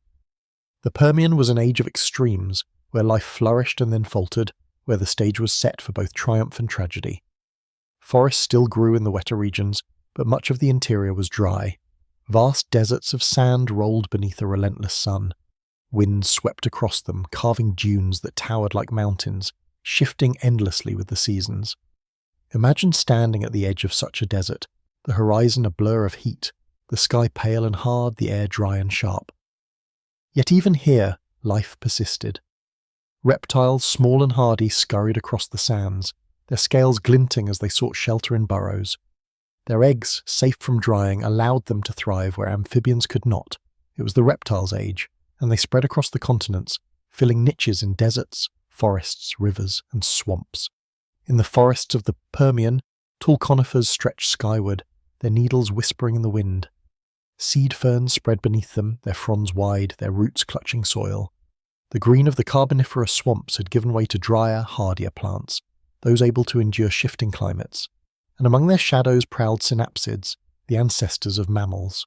Dimetrodon, with its great sail rising from its back, hunted with jaws lined with sharp teeth. Its sail caught the sunlight, regulating its body's warmth, making it a predator of cunning and power. Imagine it moving through a Permian valley, its body low and muscular, its sail glowing red in the morning sun, its breath misting in cool air. Dimetrodon was no dinosaur, but it was a king of its time. Other synapsids, smaller and more diverse, spread widely. Some grazed on plants, their teeth broad and strong. Others hunted in packs, their senses keen, their bodies agile. They were the forebears of mammals, carrying within them traits that would echo millions of years into the future. Yet they shared the land with reptiles of every kind. Early lizards, ancestors of crocodiles, creatures experimenting with form and function in ways that seemed limitless. The Permian was an age of innovation, of life testing the possibilities of the land. The seas, too, thrived. Sharks prowled as they always had, while bony fish expanded in diversity. Ammonites, coiled-shelled relatives of squids, drifted through the oceans, their tentacles searching the currents. Corals and sponges built reefs, though smaller than before, yet still home to countless species. Brachiopods and mollusks carpeted the seafloor, while trilobites, once dominant, dwindled, their lineage nearing its end. Imagine swimming in those seas, surrounded by schools of fish, ammonites spiraling gracefully past, the shadows of sharks circling in the distance. It was a world still rich, still full, though its balance trembled. For millions of years, the Permian prospered. Life-filled deserts, forests, rivers and seas, adapting to climates that swung between wet and dry, hot and cold. Oxygen levels were lower than in the Carboniferous, the air thinner, the breath harder, but creatures endured. The earth itself seemed stable, carrying its story forward with quiet momentum. But beneath that calm, forces were stirring. Volcanoes trembled, continents shifted. Deep in the earth, pressure built. Toward the end of the Permian, disaster struck. The world convulsed in the greatest extinction it had ever known. Vast volcanic eruptions in Siberia poured lava across millions of square kilometers, releasing carbon dioxide and methane into the air. The climate spiraled into chaos. Oceans warmed, oxygen dwindled, and hydrogen sulfide rose from the depths, poisoning the seas. Forests withered, reefs collapsed, skies darkened with ash. Species vanished in waves, from trilobites in the oceans to great synapsids on the land. More than 90% of life was lost, the closest the Earth has ever come to emptiness. Imagine standing on a Permian shore, the reefs dead, the forest silent, the air heavy with heat and smoke. It was an ending so vast that the world itself seemed to pause, holding its breath in sorrow. Yet even in this silence, survivors endured. A few synapsids, small and resilient, carried the seed of mammals forward. Reptiles that would one day give rise to dinosaurs survived the purge. In the seas, fish and ammonites clung to existence. Life bent but did not break. The Permian closed in devastation, but from its ashes the next age would rise. Tonight, as your eyes grow heavy, think of that long chapter. A world of deserts and forests, of sails glowing in sunlight, of ammonites spiraling in seas, of reptiles scattering across continents. Think of the resilience of life, its persistence even against catastrophe. The Permian was the 9th chapter of Earth's story, the age before the end when the stage was cleared for a new beginning. From its silence the Mesozoic would rise, and with it the age of dinosaur. ChatGPT Danoi, and when the Permian silence lifted, the Earth stepped into the Triassic nearly 252 million years ago. The world was scarred by the greatest extinction it had ever known, but in that emptiness, life began again. Imagine a planet reshaped, its continents fused still into Pangaea, stretching vast and unbroken across the equator. Deserts sprawled across its interior, dry winds carrying dust across endless red sands. Seas lapped at the edges, but much of the land was parched, its air thin, its climate harsh. It was a beginning born from devastation, an age of rebuilding when new lineages took root and the first dinosaurs began to walk the earth.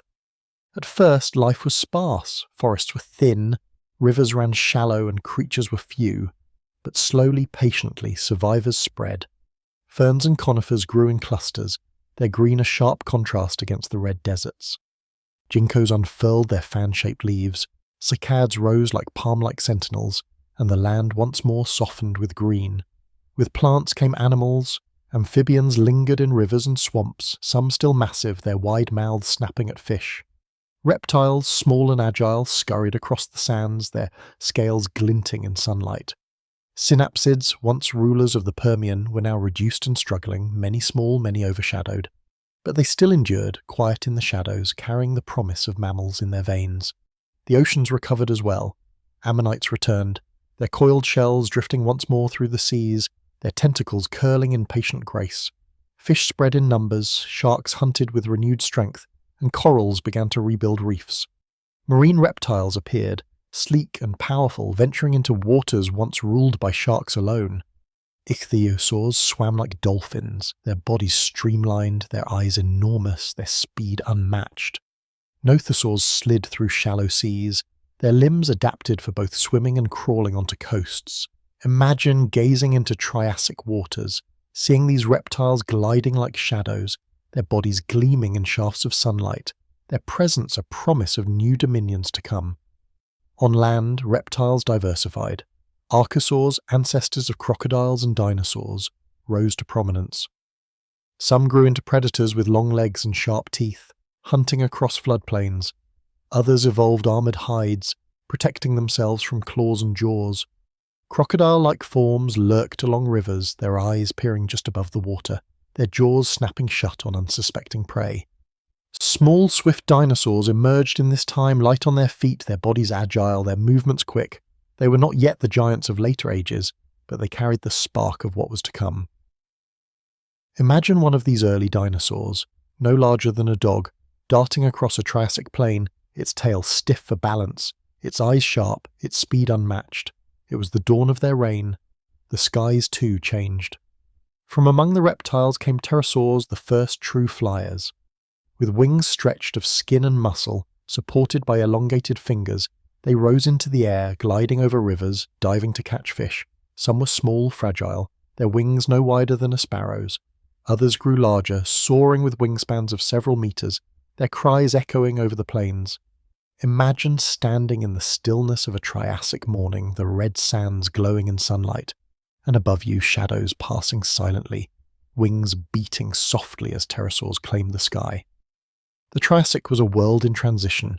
The scars of the Permian extinction remained, ecosystems fragile, climates unstable. Yet it was also a world of resilience, of innovation, of beginnings. Plants spread across the land, reptiles diversified into forms that would dominate for ages, and the first dinosaurs began their rise. Toward its end, as climates shifted and seas changed, another extinction struck, trimming the diversity once more. Many archosaurs vanished, many amphibians disappeared, but dinosaurs and pterosaurs endured, stepping forward into the spotlight. Breathe slowly and picture that age, a vast supercontinent under a relentless sun, deserts stretching without end, forests of cycads and ginkgos clustered along rivers, seas alive with marine reptiles, skies filled with the wings of pterosaurs. Small dinosaurs ran across the land, swift and silent, their future waiting just beyond the horizon. The Triassic was the 10th chapter of Earth's story, the dawn of dinosaurs, the moment when life, scarred but unbroken, lifted itself from the ashes and began anew. And as the Triassic closed with another wave of extinction, the Earth turned to the Jurassic, nearly 201 million years ago. Out of the silence, dinosaurs stepped fully into their reign. The world had changed. Pangaea, once united, began to split apart, its rifts widening into seas, its continents drifting slowly into shapes more familiar. The climate softened, the deserts shrank, and warm, wet forests spread across the land. It was an age of giants, an age of thunder and wonder, when dinosaurs rose tall above the trees and ruled the earth with a majesty unseen before. Imagine walking through a Jurassic forest. Towering conifers stretched high into the sky, their trunks as wide as houses, their crowns whispering in the wind. Beneath them, cycads and ginkgos grew thick, their fronds catching beams of sunlight. Ferns carpeted the ground, soft and endless, while horsetails clustered in damp valleys. The air was humid, heavy with oxygen, alive with the buzz of insects and the calls of creatures unseen. It was a world green and lush, a paradise built for giants, and the giants came. Sauropods, the long-necked dinosaurs, strode across plains and forests, their bodies stretching longer than buses, their necks rising like living towers into the canopy. Diplodocus, Brachiosaurus, Apatosaurus, names that echo like myths, grazed in herds, their footsteps shaking the ground, their tails sweeping behind them like whips. Imagine standing in their shadow, the ground trembling as a herd passed, their necks swaying gently as they stripped leaves from the highest branches, their low calls rumbling through the forest like thunder. Predators followed them. Allosaurs prowled the plains, their jaws lined with sharp teeth, their bodies built for speed and power. They hunted in packs, leaping at prey many times their size, bringing down giants with cunning and strength. Smaller predators darted through the undergrowth, swift and clever, chasing after smaller dinosaurs and early mammals. Imagine hearing the call of an Allosaurus in the night, a deep, resonant roar that carried through the trees, a reminder that the Jurassic was not gentle, but alive with struggle. The skies, too, were filled. Pterosaurs soared on vast wings, some small as birds, others stretching wider than a man is tall. They glided over coastlines, diving to catch fish, their cries sharp against the wind. In the seas, ichthyosaurs swam like dolphins, sleek and fast, their eyes enormous, their bodies perfect for pursuit. Pliosaurs lurked with jaws wide enough to swallow a crocodile whole, their flippers propelling them through the depths with terrifying speed. Ammonites coiled their shells in countless forms, drifting with currents, their numbers so vast they mark time itself in layers of stone. Imagine gazing across a Jurassic ocean, the horizon broken by the leap of an ichthyosaur, the spiral of an ammonite drifting past, the shadow of a pliosaur sliding silently beneath. Life flourished everywhere. Insects buzzed among ferns, pollinators beginning their quiet work. Small mammals scurried in the shadows, no larger than mice feeding on seeds and insects, surviving in a world ruled by giants. Crocodiles, ancient and enduring, basked in rivers, snapping at fish and small dinosaurs that came too close. Turtles paddled in lakes, their shells gleaming in the sun. Each creature had its place, each thread weaving into the vast tapestry of Jurassic life. The continents continued to drift. Oceans widened, climates warmed, rain fell in abundance. The earth was lush, fertile, green. Volcanoes still erupted, mountains still rose, but overall the world was stable, generous, welcoming. It was a golden age for dinosaurs, for giants, for creatures that stretched imagination itself. Breathe deeply and picture this world. Forests towering, herds of sauropods moving like living mountains, predators stalking in shadows, pterosaurs circling above, seas alive with reptilian hunters. The Jurassic was the 11th chapter of Earth's story, the Age of Giants, the time when dinosaurs ruled with majesty and grace. It was a world vast and fertile, a world alive with power, a world where life reached upward, outward, endlessly, and as the Jurassic forest swayed beneath the weight of giants, the Earth turned toward its next chapter. The Cretaceous began, nearly 145 million years ago, and with it came change. The continents drifted further apart, oceans widened, climates shifted, and life grew even more diverse. Dinosaurs, already rulers of the land, became more varied, more magnificent, while the skies and seas filled with creatures that seemed born of dreams. The Cretaceous was the last age of the dinosaurs, the grand finale of their reign, and it was an age of wonder. Imagine the land now. Forests of conifers still stretched tall, but new plants had begun to appear. Flowering plants, delicate at first, spread across the continents, their blossoms adding colour to a world once dominated by green. Bees and insects gathered among petals, beginning the timeless partnership of pollination. Fruits and seeds developed, feeding new creatures, shaping ecosystems in ways that would echo into the future. The air was sweetened by blooms, the ground carpeted with blossoms, and this land itself seemed to glow with vitality. Among the dinosaurs, diversity flourished. Herds of hadrosaurs, the duck-billed dinosaurs, roamed floodplains, their calls echoing like music through the valleys. Some had crests that acted as resonating chambers, producing deep, haunting sounds that carried across great distances. Ceratopsians, horned dinosaurs, grew massive and bold. Triceratops, with its 3 horns and great frill, moved in herds, their presence like living fortresses, their charges capable of felling predators. Ankylosaurs, armoured and heavy, lumbered across forests with clubs at the ends of their tails, living tanks impervious to attack, and above them all towered the tyrants. Tyrannosaurus rex, massive and fierce, stalked the Cretaceous plains. With jaws strong enough to crush bone, with senses sharp and unforgiving, it reigned as one of the greatest predators ever to walk the earth. Imagine hearing its roar, deep and resonant, shaking the ground as it moved through the mist of dawn. It was terror, it was majesty, it was the embodiment of the age. But the Cretaceous was not only about land, the seas brimmed with life. Mosasaurs, colossal marine reptiles, surged through the waters, their long bodies propelling them like serpents of the deep.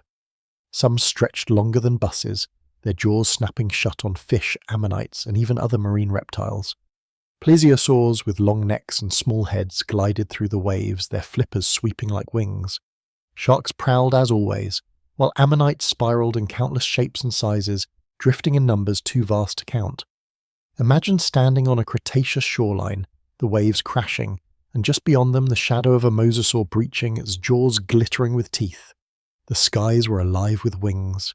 Pterosaurs grew larger than ever before, some with wingspans wider than small planes. They soared across coastlines, their shadows gliding silently over forests and seas. Among the trees, another revolution was stirring. Birds.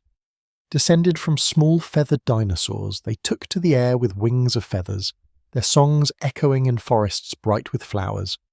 From delicate early forms to stronger flyers, birds carried the legacy of dinosaurs into a new world, preparing to outlast their ancestors. The earth itself shifted. Volcanoes erupted, mountains rose, seas advanced and retreated. Warmth spread across much of the globe, forests growing lush even near the poles. Crocodiles basked in rivers, turtles paddled in lakes, small mammals scurried in shadows, waiting for their time. Ecosystems were rich and layered, each creature tied to the next in the grand weave of life. But even the grandest reign must end. Toward the close of the Cretaceous, disaster loomed. A great asteroid, 6 miles wide, hurtled toward Earth. When it struck near the Yucatan Peninsula, the world convulsed. The impact lit the sky with fire, sent shockwaves racing across continents, and cast dust into the atmosphere that dimmed the sun for months. Forests burned, seas boiled, skies darkened. Plants withered, food chains collapsed, and the mighty dinosaurs fell silent.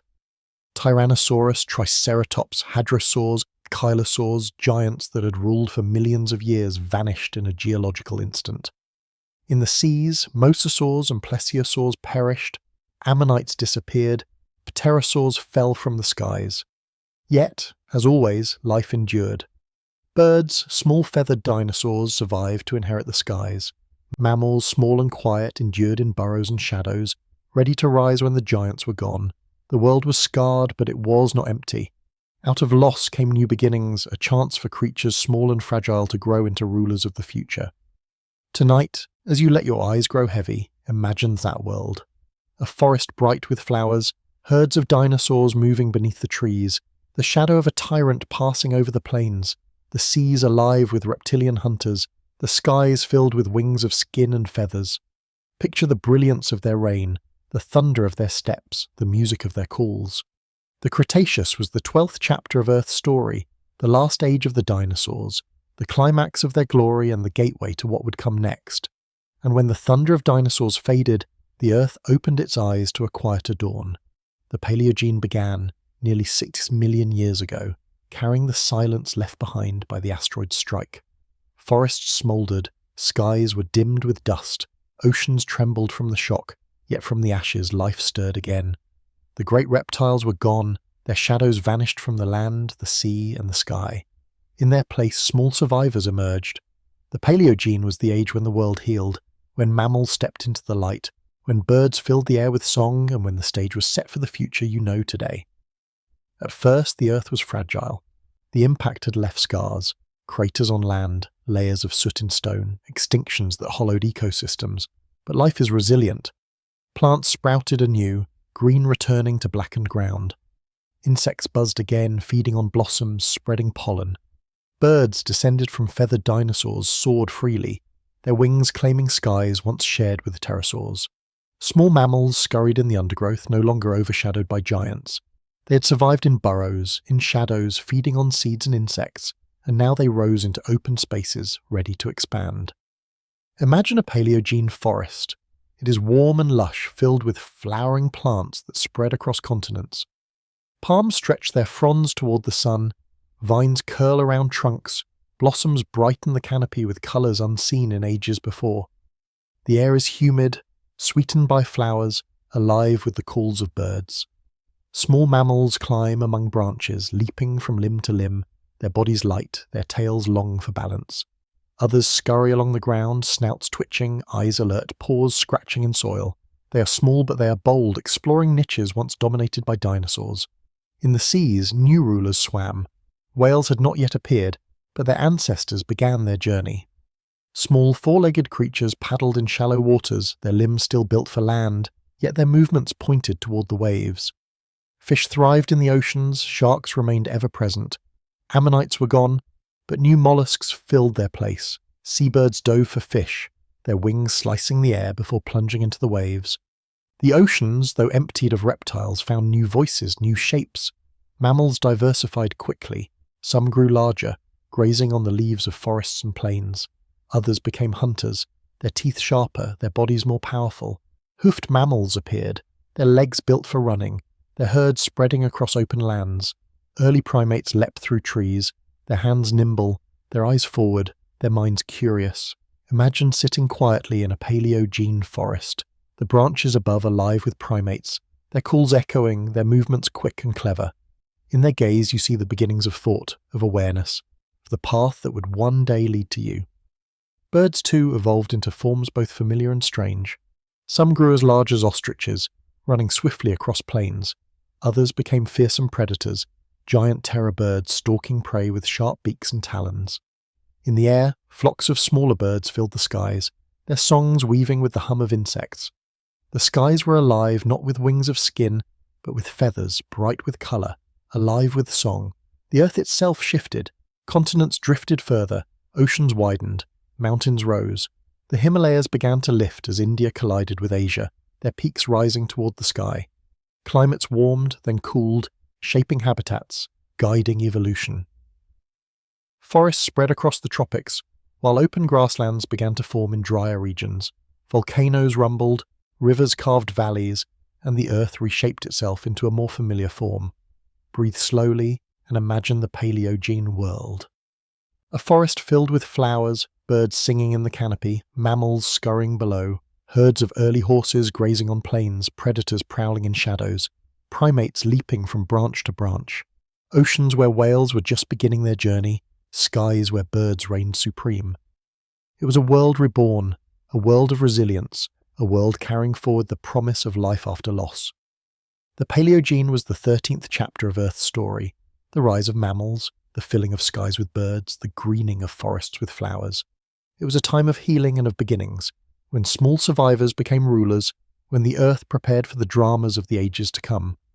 And from the Paleogene's healing forests and seas, the Earth stepped into the Neogene, beginning around 23 million years ago. The world was now closer to the one you know, its continents shaped into near-familiar forms, its climates shifting toward modern rhythms. The Neogene was the age of expansion, of grasslands spreading wide, of mammals growing into giants, of birds filling the skies with strength, and of primates taking steps toward the minds and bodies of humankind. Imagine the land, then, where once thick forests stretched without end, vast grasslands now spread, golden and endless, rolling in waves beneath the wind. Grasses, with roots that anchored soil and blades that endured grazing, reshaped ecosystems. They invited herds, and herds came. Horses ran in numbers across the plains, their legs longer, their teeth harder, their bodies built for speed and endurance. Antelope and gazelle-like creatures leapt and sprinted, filling the horizon with motion.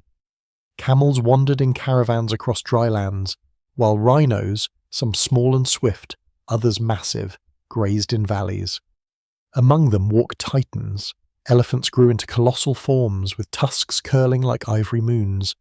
Mastodons browsed in forests, their trunks pulling branches, their calls echoing low across plains. Deinotheres, with tusks curving downward from their jaws, strode with solemn steps. Imagine standing on a Neogene savanna, the ground trembling as a herd of these giants passed, their shadows falling long across the grass, their voices carrying through the warm air. Predators matched them. Big cats arose, some with saber-long teeth, others sleek and spotted. Packs of canines ran across open land, their howls echoing under the stars. Hyenas crunched bones with jaws built for endurance. Birds of prey circled above, their cries sharp, their wings wide as they scanned for weakness below. And among the most fearsome were the giant terror birds of South America, flightless predators taller than a man, their beaks striking with lethal force, their steps swift across the ground. Imagine hearing their calls in the dusk, a deep booming echo, as they stalked the plains with patient hunger. The seas were alive with their own giants. Whales, descended from land-dwelling ancestors, had grown into titans of the oceans. Baleen whales stretched longer than buses, gliding in graceful arcs, their mouths wide to sieve plankton by the tone. Sperm whales hunted in the depths, their bodies massive, their dives reaching black waters where light never touched. Sharks, too, thrived. Megalodon, the greatest of them, stretched more than 15 meters long, its jaws wide enough to swallow a seal whole, its teeth like daggers the size of a human hand. Imagine drifting above a Neogene sea trench, the shadow of Megalodon passing below, the silence broken only by the slow beat of your heart. The earth itself continued to shift. Mountains rose higher, ice began to gather at the poles and climates cooled. Grasslands spread further, forests retreated in places, deserts grew across continents. This constant change pushed creatures to adapt, to run faster, to graze tougher plants, to think more clearly. Primates, too, responded. In Africa, apes diversified. Some lived in forests, swinging among branches. Others ventured into the savannah, learning to walk upright, to see above the grass, to carry food in their hands. Their brains grew, their tools sharpened, their communities deepened. Imagine an early hominin standing at the edge of a plain, the wind in its hair, the sun setting red across the horizon. In its eyes burned awareness, curiosity, the beginnings of thought that would one day shape the world. Birds, mammals, fish and plants filled every niche.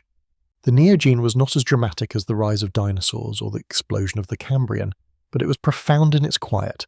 It was the age when the ecosystems of today took shape, when the balance of predators and prey, of forests and grasslands, of oceans and ice, settled into rhythms that endure.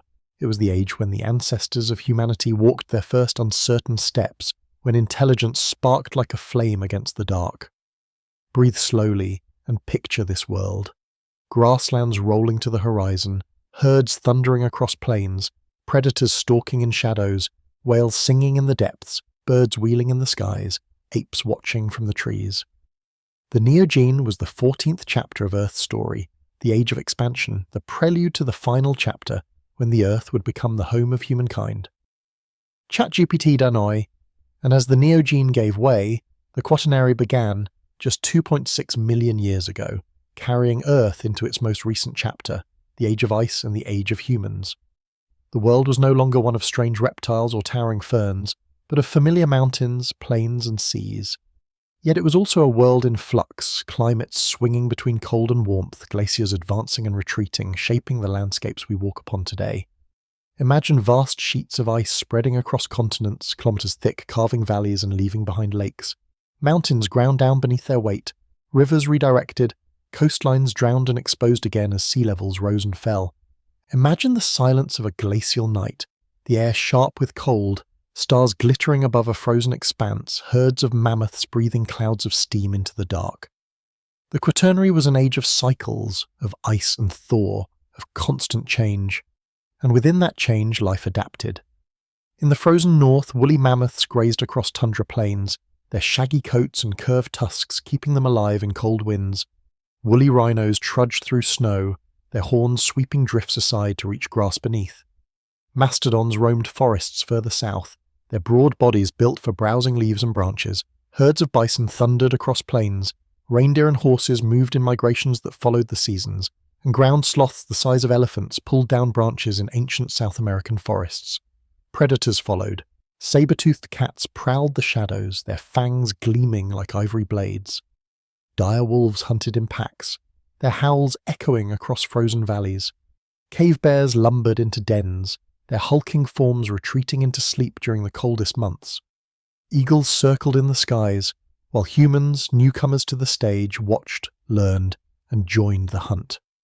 Imagine standing at the edge of a glacier, the world white and endless, and hearing the distant roar of a saber-toothed cat. The quaternary was fierce, but it was alive, and then from Africa came a new force. Small at first, fragile compared to the beasts around them, but different. Humans. With tools of stone, with fire in hand, with voices that carried ideas, they spread across plains and forests, rivers and deserts. They hunted in groups, they painted caves with stories, they buried their dead with care. Their minds reached beyond survival, into memory, into imagination. Slowly they spread across the globe, crossing continents, sailing seas, building communities. Mammoths fell to their spears, forests bent to their fires, rivers were followed to their ends, glaciers retreated, and rose again and retreated once more. Each shift opened new lands, new opportunities. Humans adapted to all of them, their minds sharper, their tools finer, their stories longer. And in time they reshaped the planet itself. Forests cleared, animals hunted, fields planted, cities built. The Quaternary was still young, yet within it the Earth changed faster than in all the eons before. Breathe slowly now and picture this final chapter. Herds of mammoths on icy plains, saber-toothed cats stalking silently in the snow, humans gathering around fire, their eyes reflecting sparks of thought. Picture glaciers grinding mountains, rivers carving valleys, seas rising and falling, and picture at last yourself, for you are part of this story. The Quaternary is not only ancient, it is now. It is the 15th chapter of Earth's long tale, the age of ice and the age of humans, the age when the planet carried its past into the present and placed the future in your hands. The story of Earth is not finished, and as you close your eyes, remember, you are living within it, one heartbeat in the rhythm that began billions of years ago, when the Earth first cooled beneath a sky of fire.